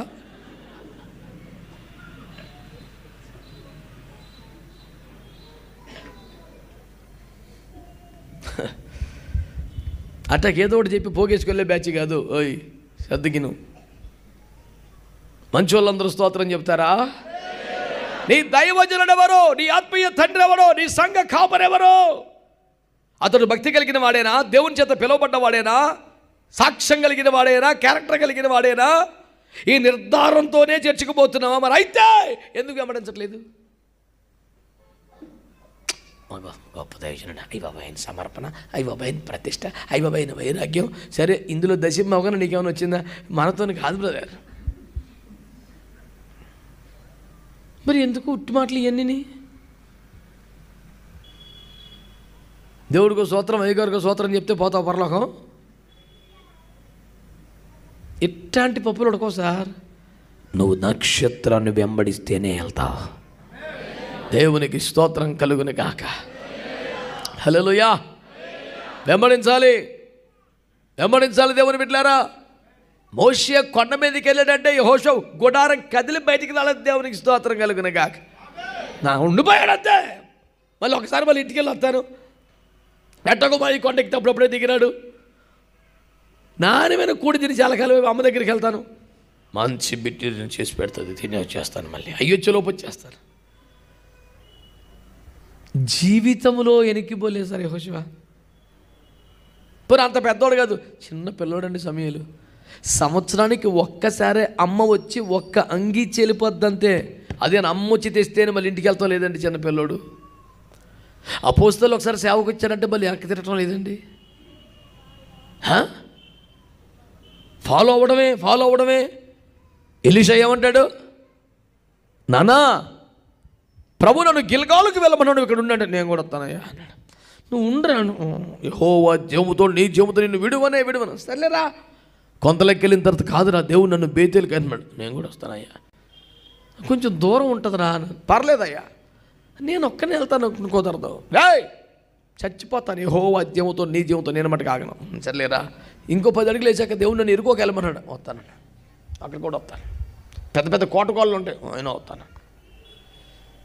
ఒక 10 అడుగులు వేసి ఈసారి నన్ను దేవుడు యోర్దాను దాటమన్నాడు. బామ్మ ఇవన్నీ పర్లేదు కానీ యోర్దాను నాకు ఈత రాదు, నేను రాను. యోర్దాను దాటమంటే జీవితకాలం అండి, అది మామూలు విషయం కాదని, అది లైఫ్ టైం అచీవ్మెంట్ ఎవరికైనా. అని యోర్దాను అవతరికి వెళ్ళమన్నాడు దేవుడు అంటే అది కూడా ఎందుకు వచ్చిందిరా, సాధారణ దాతానుగా నేను వాటికి ఆగను. అది దేవుని నక్షత్రం అని నీకు కనుక అర్థమైతే వద్దన్నా సరే వెంబడించాలి. నువ్వు గట్టిగా స్తోత్రం చెప్పండి. వద్దంటే కూడా వెంబడించాలి రా బాబు అని బైబిల్ చెప్తుంటే వీళ్ళు వెంబడించమని చెప్పిన వెంబడించపోతే ఆదివారం వస్తా పోతా నమ్మకంగా, అంతే. మరి నేను ఇంకక్కడ కనపడి వెంబడించాలి దైవజనుణ్ణి. సువార్తకపోతే నువ్వు పోవాలి, పరిచయకపోతే చెయ్యాలి, ఉపవాసం ఉంటే నువ్వు ఉండాలి, ప్రార్థనలోకి వచ్చి నువ్వు పక్కన కూర్చోవాలి. దైవజనుని వెంబడించొద్దా? అతని పిలుపుని పట్టించుకో, అతని సమర్పణ ఎట్లా ఉండదు, నువ్వు వెంబడించొద్దా? ఎవరిని ఫాలో అవుతావు మరి? రాజకీయ నాయకుని ఫాలో అవుతావా? సినిమా యాక్టర్ని ఫాలో అవుతావా? స్పోర్ట్స్ స్టార్ని ఫాలో అవుతావా? నీ దైవజనుడిని నువ్వు ఫాలో చేయొద్దా? నిన్న కాక మన వచ్చింది రూతమ్మ, సరే బిడ్డ ఇక నీవు మీ ఇంటికి పో, నీ తెప్పలు నువ్వు పడంటే, ఇంటికి వెళ్తే నాకు మళ్ళీ పెళ్ళి అవుద్దేమో, ఒక పచ్చని కుటుంబ జీవితం కలుగుద్దేమో, కానీ మళ్ళీ విగ్రహారాధనలోకి వెళ్ళిపోయే ప్రమాదం ఉందని మోయాబు దగ్గరికి మళ్ళీ వెళ్ళను. పోతే పోయాడు భర్త, నాకు దేవుడు దొరికాడు, నేను చచ్చిపోతాను కానీ మళ్ళీ ఇంటికి వెళ్ళంది. తమను రక్షణలోకి నడిపించిన వారిని వెంబడించిన వారి చరిత్ర ఎంత ఆశీర్వాదకరంగా ఉందో చూడండి. ఎస్తేరు రాణి అయిపోయింది, అయినా సరే మోర్దెకి తనకు ఆజ్ఞాపించినట్లుగా చేయుచున్నది. రాణి అయిపోయా కూడా. చర్చిలో యవనస్తులు ఉన్నప్పుడు చదువుకునేటప్పుడు కాదు, ఒక మంచి ఆఫీసర్ పోస్ట్ వస్తే సురక్త విజయం. నిన్నటి దాకా ఈవెనే అయ్యే వందనాలు చెప్పింది, ఇప్పుడు ఆఫీసర్ అయింది కాబట్టి అయ్యే చెప్పాలి వందనాలు, లేకపోతే సందాయం అంతే. వీడికంత రోషం కలిగిన క్వాలిటీ, నీ సందాయం ఎవరికి కావాలరా, క్రమం ముఖ్యం పోతలకు అంటాడు ఇతడు. ఇటు ఆ బ్యాచ్ కాదు, కవర్ బ్యాచ్ అనుకో, ఏసు రక్తం ఏం చేయం. ఇక అంతే సంగతులు. ముందు నువ్వే సలాం కొట్టి జాగ్రత్త, పెంచుకున్నావు బిడ్డ, నువ్వే అసలు కింగు, నువ్వు క్వీను, నువ్వు బేబత్సం. ట్రాఫిక్ సిగ్నల్ దగ్గర అడుక్కునేవాడు వచ్చిన వాళ్ళకి అందరికి పోగెత్తుంటాడు చూడు, వాడికి కావాల్సింది చిల్లరంతే. ఎవరు బండి ఆగితే అంత పొడేసి కొడతానే ఉంటాడు, పగ ఏయ్. దైవజనుడు అనేవాడు దేవునికి ధూపం వేయాలి, కానీ ఎవడు చిల్లర తడికి ధూపం వేసే బాపతులు పతకూడదాం. మీరు ఎవరు మాట్లాడరు మరి, మీ ఇష్టంలే, నేనేమంటాను. నీవు దైవజనుడని కనుగొంటే, నీకు అర్థమైతే, కన్ఫర్మ్ చేసుకుంటే, very next step is you must follow your man of God. నీ దైవజనుడు నువ్వు ఫాలో చేయాలి. ఎలీషా దగ్గర ఒక శిష్యుడు ఉన్నాడు, ఆడు ఉండేది ఈ దగ్గర, తినేది ఈ దగ్గర, కానీ ఇటు ఫాలో అయ్యేది వేరే. ఎప్పుడో ఎక్కడికో పోయాడు, వేరే ఒకటి గొట్టలు తెచ్చాడు, బ్యాగులో పెట్టాడు, అయ్యగారి కబోర్డ్లోనే పెట్టాడు. ఆడు తెలివి చూడు, ఆడు గుండెకాయ మండిపోను అడాక పెట్టాడు. అయ్యా మేము తల ఒక చెట్టునరకు పాకేసుకుంటామంట. పాపం పెద్ద మనిషికి డౌట్ రాలా, మరి నీకు గొడ్డలు ఉందా? మన ఇంట్లో ఉంది కదా, ఏదో ఉన్నాడు. ఈడు ఇంతను ఉంటూనే ఎక్కడికో వెళ్ళాడు, వేరే ఒకటి సరుకు తెచ్చాడు, ఇంట్లో పెట్టాడు. ఎన్ని అయ్యగారు చూసుకుంటా, ఎందుకంటే అయ్యగారు బిడ్డలు అనుమానించడు. ఈడు కూడా అంత బాగా నటిస్తాడులే. అక్కడికి వెళ్ళాక గొడ్డలు పడిపోయిన తర్వాత కట్టి మాత్రం మిగిలిన తర్వాత నెత్తినేసి కొట్టుకొని ఏడుతున్నాడు, అయ్యో నా గొడ్డలు పడిపోయిందంటే. పోతే పోయిందిలారా, కష్టపడ్డావు, సంపాదించావు, నాదే కాదు పనే అంటాడు పెద్ద మనిషి. అట్ట కాదు, అయ్యో అది నీది కాదు. ఎవరో తెచ్చానా, ఎవరి దగ్గరికి వెళ్ళావు, నేను అది చెప్పను. ఎప్పుడు తెచ్చావు అది కూడా చెప్పను. చెప్పలేడు ఎవరి దగ్గరికి పోయాడు. వీడు వాడు ఉపదేశంలో లేనోడో, సహవాసానికి వ్యతిరేకమో, దైవజనుడికి వ్యతిరేకమో, పరిశుద్ధాత్మ నమ్మనోడో, వీడికి ఎవడైతే వీడికి ఏమైనా ₹1 ప్రయోజనం కలిగితే ఇటు తిరుగుతాడు అటు. చే నా ప్రశ్న, ఎవరిని వెంబడిస్తున్నావు?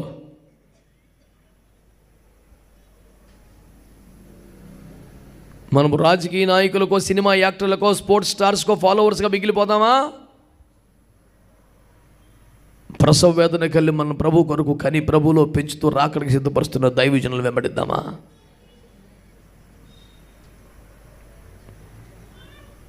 వీరెందుకు జ్ఞానులు అన్నారంటే, నెంబర్ 1, దేవుని నక్షత్రాన్ని గుర్తుపట్టారు, కనుగొన్నారు. నెంబర్ 2, దైవజనుని వెంబడించారు. ఒక దేశపు ఆర్థిక మంత్రి, ఇథియోపియా దేశపు కందాకే రాణి ప్రభుత్వంలో ఆర్థిక మంత్రిగా ఉన్నటువంటి నపుంసకుడైన మంత్రి గారు రథములో వెళ్ళుచుండగా దేవుని ఆత్మ ఫిలిప్పునెత్తుకొని వస్తే, ఫిలిప్పు అతనితో మాట్లాడి, అయ్యా మీరు చదువుతున్న వాక్యం మీకు అర్థమగుచున్నదా అంటే, అదేమన్నాడు, ఏలు ముద్ర నువ్వు నాకు చెప్పాడు కాదరా, I'm a finance minister of a nation, don't you know that? Just get lost from me, you fellow following my chariot. ఏమిరా కన్నులు ఎత్తుకొచ్చిన ఆయరా, ఒక దేశమునకు ఆర్థిక నడక నేర్పుచున్న ఆర్థిక మంత్రిని పట్టుకొని అర్థమగుచున్నదో అంటూవా? నేను ఆర్థికవేత్తలు, నాకు అర్థము కాకపోటయ్యా అనలే సార్. వెంటనే ఆయన అంటాడండి, ఎవడైనను నాకు త్రోవ చూపకపోతే నాకు ఎలాగో తెలియను అన్నాడు. బా, ఒక దేశపు ఆర్థిక మంత్రి, నేను దేశానికి ఆర్థిక నడక దారి చూపగలను, కానీ ఆత్మీయ జీవితంలో నాకు దారి మీరు చూపించాలి కదయ్యా అని అడిగాడు. ఎంత గొప్ప మనసు కదా, ఎంత గొప్ప మనసు కదా, ఎంతటి ఆదర్శప్రాయుడు కదా. కనుక సంగమా, దేవుని బిడ్డలారా, హ్యాపీ క్రిస్మస్ అని అర్ధరాత్రి అడ్డగోలుగా తినేయటం కాదు. మితిమీరిన ఖర్చు, జలసాలు, విందులు, వినోదాలు, దుబారా ఖర్చులు, ఈ దరిద్రం కాదు, ఆచారాలు. ఈ సందర్భంగానైనా నువ్వు నిజమైనటువంటి నక్షత్రం ఏదో కనుక్కో. 2, నీకు తెలిస్తే ఆ నక్షత్రాన్ని వెంబడించడం స్టార్ట్ చేయి. దేవునికి స్తోత్రం కలుగునగాక. హల్లెలూయా. 3వ లక్షణం, వారు ఆ ఇంటిలోనికి వెళ్ళి, ఆమేనండి, ఏ ఇంట్లోకి వెళ్ళారు? యేసు ఉన్న ఇంటిలోనికి. నేను చెప్పిన బైబిల్లో ఉన్నాయంటారో సొంతంగా చెప్తున్నానా? మాట్లాడతలేదు మీరు? వారు ఆ ఇంటిలోనికి వెళ్ళి తల్లి అయిన మరియను, యోసేపును, శిశువును కనుగొని అత్యానందభరితులై, ఆ వ్యవహారం అంతా ఉంది కదా, వారు యేసును సాగిలపడి పూజించారు. చూడండి ఇప్పుడు అమ్మలారా, అయ్యలారా, చూడండి ఎవరిని చూశారు వాళ్ళు? తండ్రి అయిన యోసేపుని చూశారు, తల్లి మరియను చూశారు, యోసేపుని చూశారు. ముగ్గురిని కనుగొన్నారు. ఎవరికి సాగిలపడ్డారు? దాని పేరు జ్ఞానం.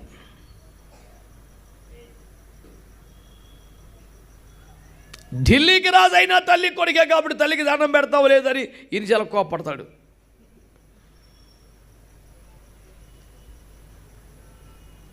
మా చిన్నప్పటి నుండి మేము వింటూ పెరిగిన ఒక ఉదాహరణ ఏమిటంటే, ముఖ్యమంత్రి గారు స్పెషల్ హెలికాప్టర్లో వచ్చారనుకోండి, దండ ముఖ్యమంత్రికి అయినా హెలికాప్టర్కి వేయాలన్నా? ఎక్కడ తెలివిరా నీది? ఈ హెలికాప్టర్ లేకుండా ముఖ్యమంత్రి వస్తాడు, దండ తీసుకుపోయి పాప ఆయన మెడలో ఉంచితే వీడు దానికి ఎత్తడు పోయి. ఇదేందిరా నాకేయకుండా అంటే, నీ అసలు లీడర్ని తెచ్చింది అడిది, ఎంత మంచి హెలికాప్టర్ అయి ఉండాలి. మ్యూజియంలో పెట్టాల్సిన తెలివి కదరా నీది. ఆయనే తలుచుకుంటే అది కాకపోతే ఇంకోటి తెచ్చుకుంటాడండి. ముఖ్యం ఆయన వచ్చిన హెలికాప్టరా? బైబిల్ గ్రంథములో తల్లి అయిన మరియ గారి గొప్ప విలువ ఉన్నది, గౌరవం ఉన్నది, ప్రాధాన్యత ఉన్నది. ఆమె స్త్రీలలో ధన్యురాలు, ఆమె యోగ్యురాలు, ఆమె పరిశుద్ధురాలు, తమ జీవితాన్ని దేవుని సేవ కోసం పణంగా పెట్టిన త్యాగశీలే. కానీ పూజ్యనీయురాలు కాదని మీకు మనవి చేస్తున్నాను. పరిశుద్ధురాలు, ఆమె యోగ్యురాలు, ఆమె ధన్యురాలు, ఆమె ఘనురాలు, ఆమె త్యాగశీలి, ఆమె సమర్పణ గొప్పది. కానీ ఆమె కూడా లోక 1:40 నేను నా ప్రభు దాసురాలని ఆయన నా దేన స్థితిని కటాక్షించెను. యేసు ప్రభువుకి నేను దాసురాలనంటే ఆయన నాకు ప్రభు అని ఆమె చెప్తే నీకు మరి మీద అంత గౌరవం ఉంటుందని చెప్పింది మాట వినాలి కదరా నువ్వు. జపని శాస్త్రి మాట విన్నతలు ఈడెవడో ఏడా పల్లెటూరాడు పనికి మళ్ళీ తీసేయి ఆడుకోవడం నీకెందుకు. మరియమ్మ గారి మాట వినాలి కదా. ఇంకో భజన బేచి ఆమె కలబడి ద్రాక్షరసం అయిపోయింది తల్లి నువ్వు చెప్పు అంటే నేను చెప్పలేదు ఉన్నాడు కదా వీళ్ళు చెప్పరా అంటే ఎంత నువ్వు చెప్తే బాగుంటుంది తల్లివి కదా, కొంచెం బాగుంటుంది ఫీల్. కానీ వీడు బాధపడలేక నాన్న కొంచెం ద్రాక్షరసం మీద కొంచెం ఉన్నానంటే ఆయన ఒక్కసారి స్వరం పెంచి ఓ మ్యాన్ నాతో నీకేం పని, నా సమయం ఇంకా రాలేదు చెప్తున్నారా మీకు. నేను చెప్తున్నా పెద్ద పేనంది చేస్తారు దుర్మార్గులారా. ఇప్పుడు నన్ను ఏడిపిస్తే నన్ను తిడితే మీకు బాగుందా? దుష్ట దుర్మార్గ స్వభావం అని నేను ఆయన చెప్పినట్టు చేయండి. నా పేనంది బాగుంది ఎలా ఇటు మానే చిటి తిరిగారు. యేసువా రమండి, నజరేతువా రమండి. ఆయన సమయం వచ్చిన తర్వాత పోయి నీళ్ళు తీసారని తీసుకొచ్చారు. ద్రాక్షరసం పరుగు దక్కింది. నువ్వు ఎటు తిరిగితే కరెక్ట్, నువ్వు అర్థం చేసుకో. దేవునికి స్తోత్రం, మీకు వందనాలు చెప్పాలి మంచిగా. వాళ్ళు తల్లి అని మరియను చూశారు, యోసేపుని చూశారు. ఎవరిని ఆరాధించారు? ఓరు బాబురే, పరలోక రాజ్యంలోనే, పరలోకములోనే, స్వర్గములోనే, మోక్షములోనే, ఆ సర్వశ్రేష్ఠ స్థలంలోనే తండ్రి అయిన దేవుని సమక్షంలో 24 పెద్దలు కుర్చీలు దిగి కిరీటాలు పక్కన పెట్టి సాష్టాంగం పడిపోయి యేసు ప్రభువుకి గొర్రె పిల్లకి ఆరాధన చేస్తుంటే నువ్వు ఇంకా లెక్కెత్తనవేంటి లేనిపోని లెక్కలను అంటే అన్నా. నా పాయింట్ ఏంటంటే నీకు పాయింట్కు నమస్కారం. యేసు ప్రభు వారికి అక్కడ దోతలు ఎవరో 24 పెద్దలు సాష్టాంగ పడిపోయి అర్హుడవు గొర్రె పిల్ల నీవే యోగ్యుడవు అని వాళ్ళు పాడుతున్నారు. యేసుబాబు మీద కొత్త పాట. వీణులు పక్కన పెట్టి కిరీటాలు పక్కన పెట్టి సింహాల దగ్గర సాష్టాంగ దండ ప్రమాణం చేసి వాళ్ళు గోల పెట్టి వేస్తుంటే నువ్వేంటి అంటే యాక్చువల్గా మనము తండ్రి గారు ఊరుకోయ్యా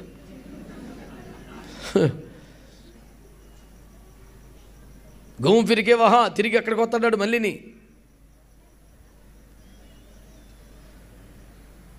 పరమానందయ్య గారి శిక్షలు 11 మంది అంటారు. లెక్క ఎందుకు తెలుసా మీకు?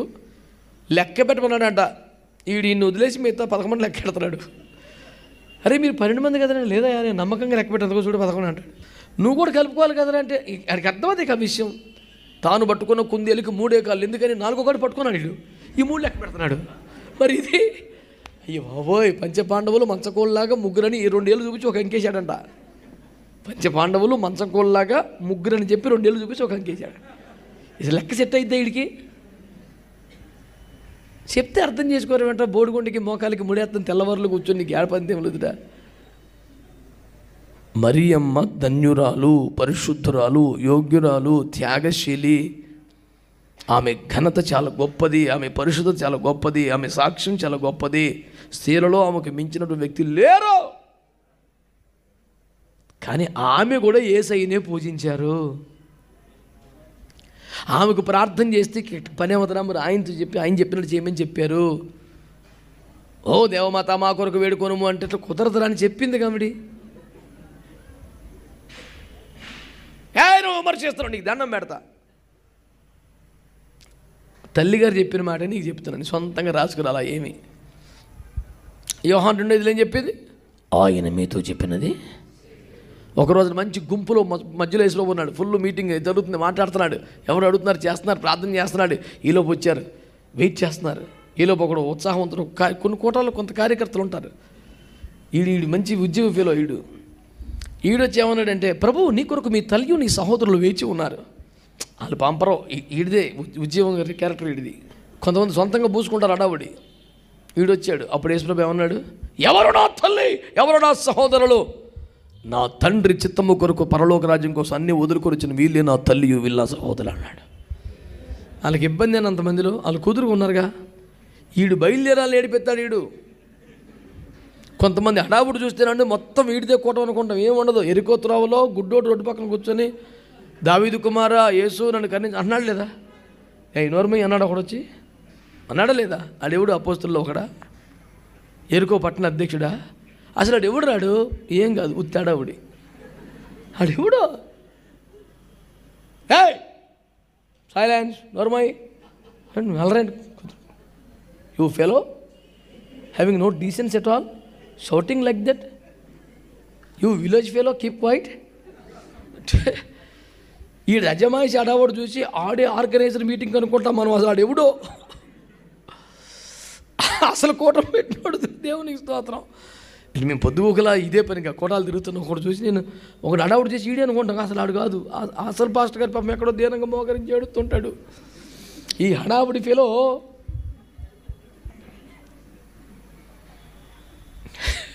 ఈ దండం పెడతా టొండబాకండి అయ్యా, మంచిగా ఉండండి సంఘాల్లో. స్తోత్రం చెప్పరే.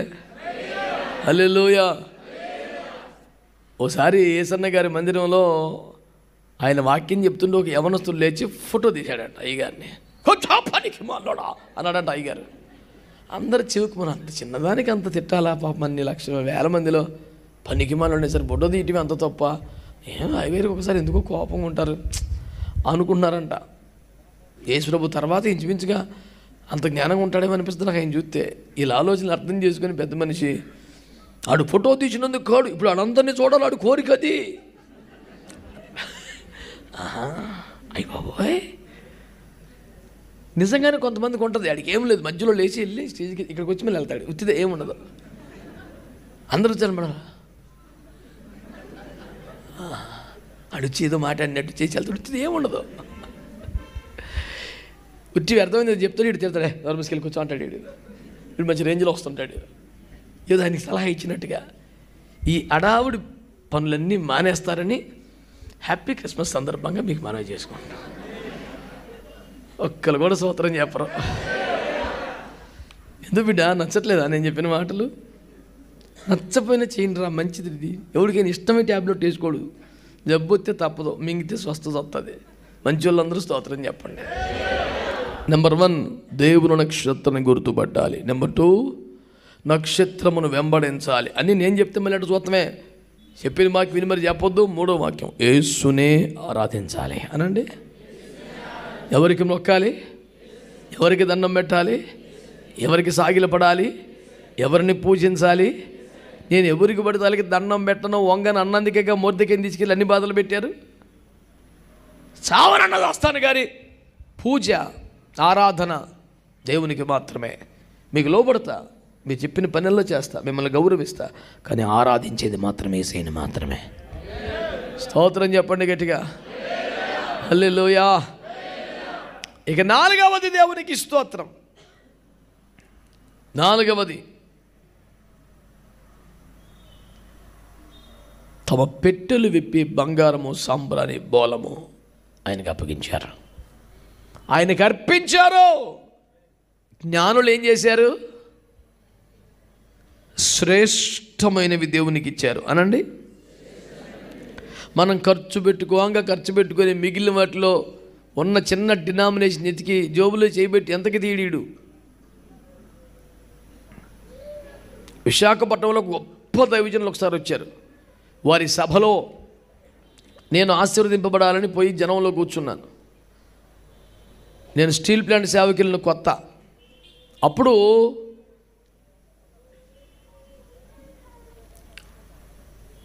స్టీల్ ప్లాంట్లో ఒక మంచి ఆఫీసర్ గారు చూడబోతే నా పక్కన ఆయన ఉన్నారు. అన్నా వందనాలంటే ఆ తమ్ముడు వందనాలు అనుకున్నాం. కానుకలు బట్టే సమయం వచ్చేసరికి నేను సిద్ధపరుచుకున్న అర్పణ ఏదో నేను వేశాను. ఆ కానుకలు సేకరించే బిడ్డలు వచ్చినప్పుడు ఇతను ఎంతసేపటికి జోబులో పెట్టి తీయడు. నాకు చాలా బాధ, గమనిస్తూనే ఉన్నాను. కష్టపడి ఎప్పుడుకో తీసాడు. 5 రూపాయలు నోటు వేసాడు. ఫస్ట్ కొంచెం బాధ అయింది. ఆ తర్వాత మళ్ళీ నేను వద్దులే, ఎందుకంటే ఎంత పెద్ద ఆఫీసర్ అని ఒక్కొక్కసారి జోబులో డబ్బులు ఉండకపోవచ్చు, అట్లా మనం వెంటనే అట్లా తప్పది పోన్లే అనుకున్నాను. ఇంత పెద్ద ఆఫీసర్ అయ్యిండి ఇట్లా చేస్తాడా, ఇన్ని లక్షల రూపాయలు ఖర్చుతో ఇంత పెద్ద మీటింగ్ పెట్టారు, సహకరించే మనసు ఉండాలి కదా, ఎందుకు ఇలా అనుకున్నాను. సర్లే మళ్ళీ వెంటనే అయ్యో వద్దులే, ఎంతవరకైనా ఒకసారి జోబులు ఉండకపోవచ్చు, దాన్నే ఉంది అనుకున్నాను. అనుకుని దేవుని బిడ్డలారా వెళ్ళిపోతున్నాం. నా స్కూటర్ నేను తీసుకున్నాను. టాకింగ్ అబౌట్ 2001, 2000 ఆ ఏరియా. ఆయన బైక్ ఆయన తీసుకున్నారు. గాజువాక వచ్చేసరికి తమ్ముడు ఒక్క నిమిషం ఆగవా, చిన్న పని ఉందండి, సరే అని బండి పక్కన ఆపాను. హోటల్ అమరావతిలోకి వెళ్ళి ఫ్యామిలీ ప్యాక్ బిర్యానీ ఎంత తెచ్చాడు. నేను అడిగా, అన్న ఎంత అన్నా అది అంటే 350 రూపీస్ తమ్ముడు, నీకు కావాలా తినా? వద్దన్నా, నేను వంట చేసుకున్నానన్నా, నాకు వద్దన్నా. చెప్పు తమ్ముడు, తీసుకుంటానన్నా? వద్దన్నా. సరే బయలుదేరిపోయాం. అన్న మిమ్మల్ని చూస్తుంటే చాలా బాధగా ఉందన్న నాకు. ఏ తమ్ముడు? అన్న అన్ని లక్షల రూపాయలు పెట్టి మీటింగ్ పెట్టారన్నా, మీలాంటి ఆఫీసర్లు ఆర్థికంగా దీవించబడ్డవారు, ఒక మంచి అర్పణ ఇస్తే ఏమైందన్నా, మీరు 5 రూపాయలు కానుకేసినప్పుడు బుక్కున సడన్గా జబ్బులో డబ్బులు లేవేమో అనుకున్నాను, మీరేమో 350 రూపాయలు పెట్టి బిర్యానీ కొనుక్కున్నారు, ఆడ మాత్రం 5 రూపాయలు వేసారు, మీ మనసు ఎట్టొప్పిందని అంటే, అదేంటి తమ్ముడు అసలు పేలవంగా సరైన జవాబు లేదండి. లేకపోతే సరే, నువ్వు దీవించబడితే సమృద్ధిగా ఉంటే తమ కడుపుకు తిండి మార్చుకొని కొడుకు పెట్టకుండా దేవుని సేవకు ఇచ్చిన తల్లులు బైబిల్లో మనకు కనపడ్డారు కదా. లక్షలాది రూపాయలు ఖర్చు పెట్టి అలాంటి కార్యక్రమాలు చేసినప్పుడైనా కొంచెం సహకరించవచ్చుగా, ఉంటే, లేకపోతే గొడవలేదు.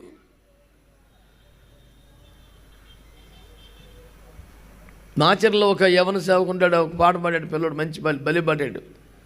పదే పదే నే పాడుకోనా అన్న పాట ఉంటే దాన్ని కొంచెం విన విశ్వాసులకు రోషం కలిగించేలాగా రాశాడు. పదే పదే నే వేసుకోనా ప్రతి చోట, ఎక్కడికి వెళ్ళినా పదేనంట. ఆదివారం చందా పెడితే పదే, 10 లక్షలతో మహాసభ పెడితే కూడా పదే, 10 నోటు మీద సమర్పణ యేసుప్రభుకని రాసి పెట్టుకున్నాడు. ఇక ఆ పిల్లడు భలే పాడాడులే, నిజంగా మంచి సేవకుడు, చక్కగా పాడాడు. దేవునికి స్తోత్రం కలుగునుగా. నిజమే అనిపించింది నాకు, నిజమే కదా, నిజమే. నువ్వు భూమి మీద ఏ సంఘకాపురం అడుగు, అన్ని నోట్లుగా ఎక్కువ నోట్లు ఏముంటాయో అడుగుతాడు, చెప్తాడు. నువ్వు నచ్చిన సంఘకాపురం అడుగు, ఏ సిటీలోనే అడుగు, పర్లేదు.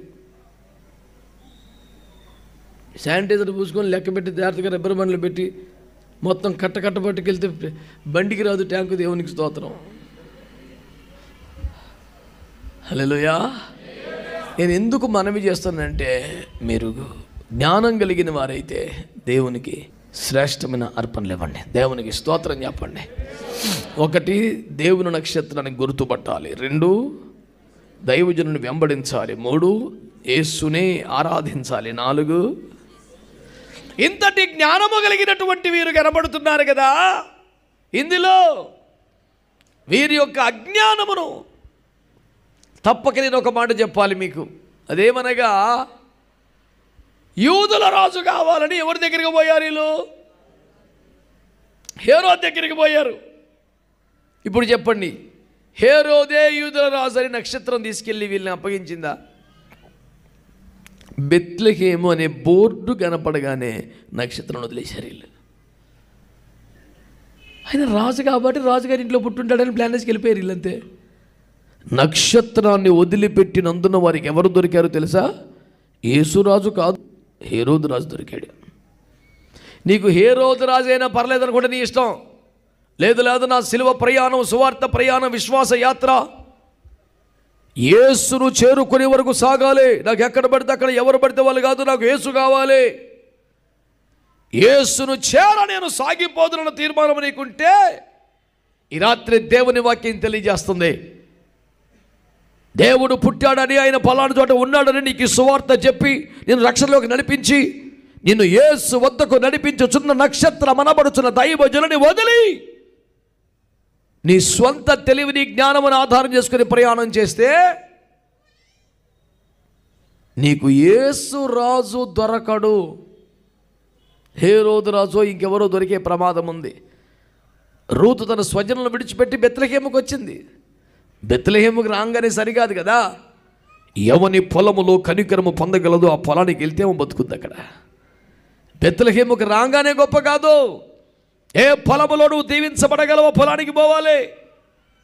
క్రైస్తవ్యములకు రాగానే సంబరం కాదు.